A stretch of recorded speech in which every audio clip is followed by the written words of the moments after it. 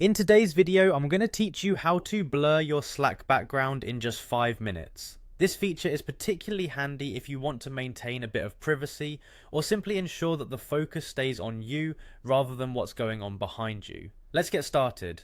First, open up your web browser and type in the URL for Slack's main page. You can also search for Slack AI Work Management and Productivity Tools if that's easier for you.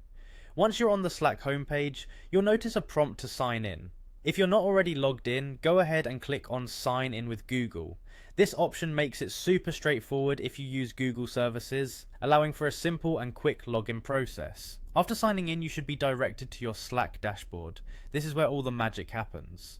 Next up, take a look at the top right hand corner of your screen.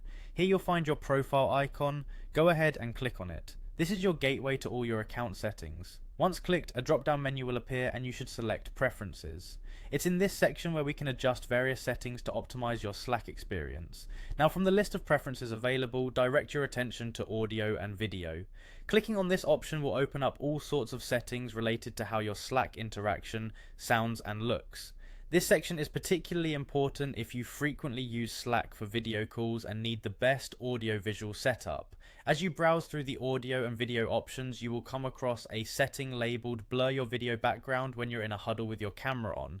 This is the golden setting. Blurring your video background is an excellent way to minimize distractions during video huddles. Simply find this option and click on it to enable the feature. Once activated, your background will automatically blur whenever you join a huddle with your video camera on. And there you have it. By following these steps, you now know how to blur your background in Slack.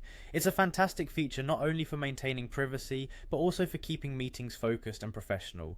Remember, you can always navigate back to these settings to adjust or disable the feature based on your preferences. Thanks for following along with this tutorial. If you found this video helpful, don't forget to like and subscribe for more quick and actionable tech tips. See you next time.